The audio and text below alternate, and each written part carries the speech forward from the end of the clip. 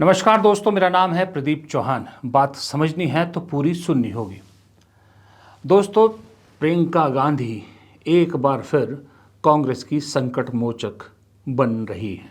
यानी संकट को एक बार फिर वही सुलझाने का बीड़ा अपने हाथ में ले रही हैं, क्योंकि उनके बड़े भाई राहुल गांधी इस बार अब बहुत नाराज़ हैं। जी हाँ, मामला है पंजाब का। पंजाब में कांग्रेस में जो हो रहा है, खास करके सिद्धू परिवार, सिद्धू दंपत्ति जो कर रही है, उसको लेकर राहुल गांधी बेहद खफा है। नवजोत कौर सिद्धू दिल्ली में बैठी राहुल गांधी से मिलने की कोशिश कर रही हैं, लेकिन राहुल गांधी उन्हें मिलना नहीं चाहते। दोनों सिद्धू दंपत्ति से नहीं मिलना चाहते, क्योंकि राहुल गांधी को लगता है कि इस बार सिद्धू दंपत्ति ने लाइन क्रॉस की है और उनके हाँ के बाद ही राजा वड़िंग ने पार्टी से निष्कासित किया है नवजोत कौर सिद्धू को। इसके बाद अगर राहुल गांधी मिलते हैं तो उनको लगता है कि मैं अपने ही अध्यक्ष का जो वो है स्टेटस है उसको कमज़ोर करता हूं, अपने ही अध्यक्ष का मजाक उड़ाता हूं, उसकी अथॉरिटी को कम करता हूं। लेकिन उसके बावजूद नवजोत कौर सिद्धू लगातार जो बयान दे रही हैं, चुप नहीं हो रही, उसको लेके तो राहुल गांधी बेहद खफा। इसलिए उन्होंने कह दिया है कि मैं इससे बिल्कुल नहीं मिलूंगा, इस कपल से। और पंजाब के मसले को उन्होंने कह दिया है कि मैंने सस्पेंशन के लिए हाँ कह दी थी, वो हो गया है, अब आगे खुद देखिए। अब ऐसे में मामले को और ना बढ़ाना या पार्टी को ज़्यादा नुकसान ना हो, इसकी जिम्मेदारी तो किसी को लेनी पड़ेगी। तो वो जिम्मेदारी एक बार फिर प्रियंका गांधी ने ली है। प्रियंका गांधी, आपको मालूम है, कांग्रेस की सबसे बड़ी संकट मोचक है। प्रियंका गांधी और डीके शिव कुमार, ये जो सिद्धू दंपत्ति है, यह हमेशा प्रियंका गांधी के नाम की एक तरह से कह सकते हो आप धमकी देती, क्योंकि ये हमेशा कहते हैं कि हम प्रियंका गांधी के बहुत नज़दीक हैं। सिद्धू साहब तो खुद बाकायदा गाए बगाए प्रियंका गांधी से मिलकर फ़ोटो खिंचवा के शेयर करते रहते हैं। इसलिए प्रियंका गांधी को भी लग रहा है कि शायद उनके नाम का या उनके अच्छे बर्ताव का, उनकी नज़दीकी का फ़ायदा उठाया जा रहा है। इसलिए प्रियंका गांधी ने यह मामला अपने हाथ में लिया है।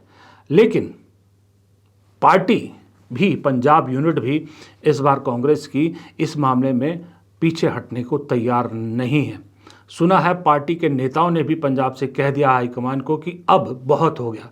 अगर इस बार भी सिद्धू दंपत्ति के आगे झुके तो फिर पार्टी का वही हाल होगा जो 2022 के चुनाव में हुआ था कि जब विधानसभा की इलेक्शन आई 2022 में और 21 में ही हमने कांग्रेस को बदनाम करना एज ए प्रेसिडेंट स्टार्ट कर दिया। और अब जब हम पंजाब में जिला परिषद ब्लॉक समिति की इलेक्शन और इतना उन्होंने गुंडागर्दी की कि जिला परिषद के मेंबर्स की और ब्लॉक समिति मेंबर्स की पेपर जो थे वो रद्द कर दिए, तो उसमें कांग्रेस का ध्यान उधर होना चाहिए था। प्रेस पूरी ये कह रही थी कि पंजाब में गुंडागर्दी, डेमोक्रेसी ख़त्म कर दी।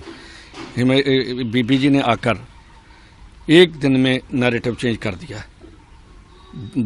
अगेंस्ट बात करनी थी आम आदमी पार्टी की गवर्नमेंट के लिए, पर इसने वो मुद्दा ख़त्म करके पता नहीं अंदर गवर्नर साहब को मिलकर आकर गवर्नर साहब से मिलने गए थे। वहाँ बात करते कि हमारे जिला परिषद के मेंबरों की कैंसिल कर दी गई हैं पेपर, उनका देखो। वो करने के बजाय बाहर आकर कहा कि हम अगर हमें अनाउंस करेंगे तो हम काम करेंगे। इसका मतलब सीएम बनोगे तो सेवा हो सकती है। सीएम बनने से मेवा मिलता है, सेवा तो काम करने से मिलती है। तो आप 4 साल बाहर रहो और उसके बाद कहो कि हमें अनाउंस करो, फिर कहने लगे कि हमारे पास बैग नहीं है 500 करोड़ का। किसने मांगा? नाम लो।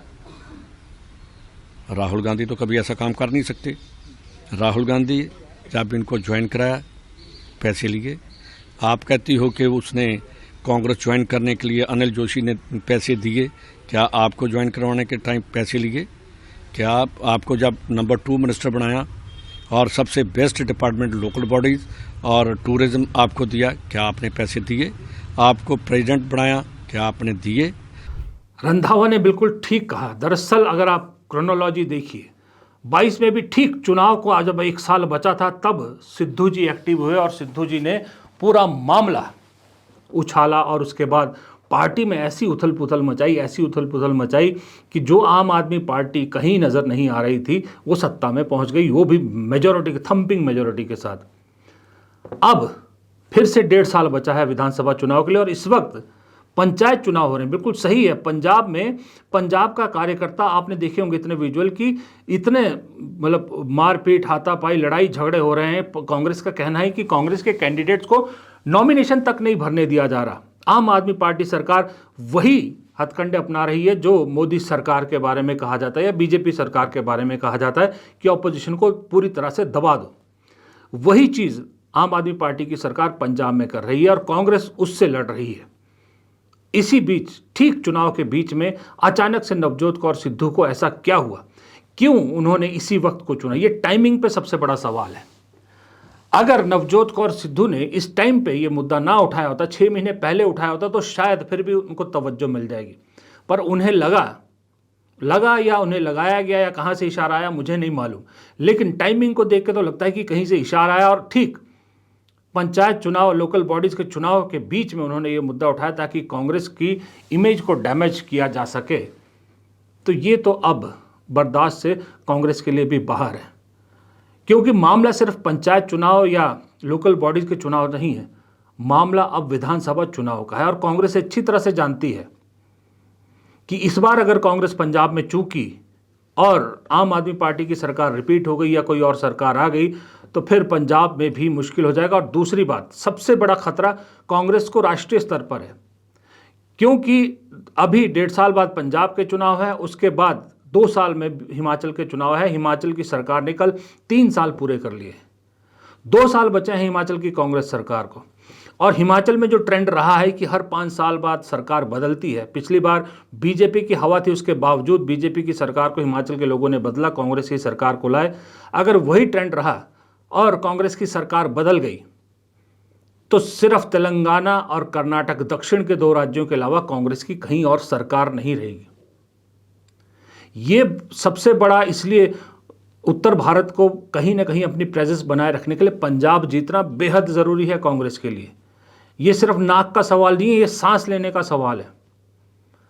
क्योंकि केरल में, जैसे दक्षिण भारत में केरल में अपना किला वापस हासिल करने की लड़ाई है, असम में नॉर्थ ईस्ट में अपने आप को जिंदा रखने की लड़ाई है, लेकिन उससे कहीं ज़्यादा इंपॉर्टेंट पंजाब की लड़ाई है। पंजाब में तो अगर कांग्रेस फिर हार गई तो सांस लेना मुश्किल हो जाएगा, क्योंकि फिर वाकई में फिर यहाँ के कार्यकर्ताओं के लिए भी जोश बनाए रखना मुश्किल हो जाएगा। तो इसलिए बीजेपी से हारे तो समझ में आती है बात, अगर आम आदमी पार्टी से भी अगर आप 2 बार लगातार हार गए तो फिर कांग्रेस की जो रेपुटेशन है या कांग्रेस में जो जोश भरने की कोशिश की जा रही है उस सारी मेहनत पर पानी फिर जाएगा। इसलिए कांग्रेस के लिए पंजाब जीतना बेहद ज़रूरी है और पंजाब जीतने के लिए बेहद ज़रूरी है कि ये जो सिद्धू दंपति जैसे लोग हैं, इन नेताओं को पार्टी से तुरंत बाहर किया जाए और इस मामले के निपटाने के साथ एक स्ट्रॉन्ग मैसेज पूरी पार्टी को दिया जाए। जो भी इनडिसिप्लिन करेगा उसके साथ यही होगा। तो इसलिए शायद प्रियंका गांधी ने ये जिम्मेदारी अपने हाथों में ली है, ताकि ये रायता जो फैल रहा है इसे और ना फैलने दिया जाए, इसे फिलहाल यहीं रोक दिया जाए। दूसरी तरफ, जैसे मैंने कहा कि हिमाचल सरकार के 3 साल पूरे हो गए हैं। एक बात तो है, हिमाचल में जो सरकार, पहले ऐसा लग रहा था कि हिमाचल सरकार बहुत लेथार्जिक है, बहुत कंट्रोवर्सीज है, बीजेपी ने तोड़ने की कोशिश भी की, ऑपरेशन लोटस नाकाम भी हुआ, लेकिन लोकसभा चुनाव में वो कामयाबी नहीं मिली। लेकिन धीरे धीरे हिमाचल की सरकार ने, कांग्रेस की सरकार ने मोमेंटम पकड़ा और 3 साल पूरे होते होते कांग्रेस की सरकार ने जो लिस्ट गिनाई है कि इतनी कामयाबी उन्होंने हासिल की, इतने वादे, अपने 10 वादों में से 7 के करीब शायद वो कह रहे हैं कि हमने वादे पूरे किए हैं, एक उम्मीद तो जगाता है। लेकिन मैं आपको फ्रैंकली बता रहा हूँ, ईमानदारी से बता रहा हूँ कि अभी भी इतनी उम्मीद नहीं है कि सरकार कांग्रेस की रिपीट हो जाए। अगले 2 साल में अगर कांग्रेस सरकार, सुखविंदर सिंह सुक्खू सरकार कुछ ड्रास्टिक फैसले लेती है, कुछ ऐसी योजनाएं लाती है जिसका जवाब ना दे पाए बीजेपी, फिर सत्ता रिपीट होने में भी मुश्किल नहीं हो सकती। हिमाचल के लोग शायद रोटी बदलना छोड़ दें, हो सकता है, लेकिन अभी लड़ाई दरअसल बहुत मुश्किल है। ये सुखविंदर सिंह सुक्खू भी जानते हैं, आसान नहीं है, क्योंकि सुखविंदर सिंह सुक्खू के पास वो करिश्मा नहीं है जो वीरभद्र सिंह के पास हुआ करता था। सुखविंदर सिंह सुक्खू दोनों पति पत्नी बेशक विधायक हैं, लेकिन अपने इलाके से बाहर वो ऑरा नहीं बना पाए हैं अभी तक जो सरकार को रिपीट करने के लिए, खास करके जब आप बीजेपी जैसी पार्टी से लड़ रहे हैं उसके लिए ज़रूरी है। वो सुक्खू जी के पास अभी नहीं है। लेकिन मुझे ऐसा लगता है कि ये मेरा मानना है, हो सकता है मैं गलत भी हूँ, कि जिस तरह से पहले 2 साल सुखविंदर सिंह सुक्खू सरकार चला रहे थे और लग रहा था कि ये क्या कर रहे हैं, हर चीज़ छूट रही है हाथों से, सख्त फैसले ले रहे हैं, जहां बीजेपी पैसे बांट रही है ये पैसे बचाने के लिए, कभी सैलरी डिले कर देते हैं, कभी कुछ। तो मुझे लगता था शायद ये आदमी तभी ऐसे कदम उठाता कि आखिर में जाके कुछ ऐसे ड्रास्टिक चीज़ें जो है इसके नतीजे निकलेंगे कि जो सुखविंदर सिंह सुक्खू को अलग ही लीग में खड़ा कर देगी। हो सकता है, मैं उम्मीद करता हूँ, हो सकता है कुछ तो है सुखविंदर सिंह सुक्खू के पिटारे में, कुछ है जो अब निकलना शुरू होगा। और अगर उस पिटारे में सही में कुछ है और दमदार है तो फिर उम्मीदें काफ़ी हैं। लेकिन हिमाचल पंजाब दोनों एक दूसरे से जुड़े हुए हैं, एक ही स्टेट हुआ करते थे, बाद में अलग हुए, हरियाणा तीसरी स्टेट बनी। पंजाब की पॉलिटिक्स का हिमाचल की पॉलिटिक्स पे असर पड़ता है। पंजाब और हिमाचल बॉर्डर शेयर करते हैं, बहुत से आपस में रिश्तेदारियां भी हैं, तो दोनों राज्यों में एक दूसरे का फ़र्क पड़ता है।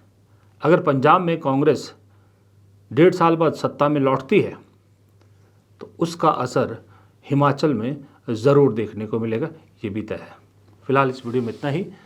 प्रदीप चौहान को दीजिए इजाज़त। नमस्कार।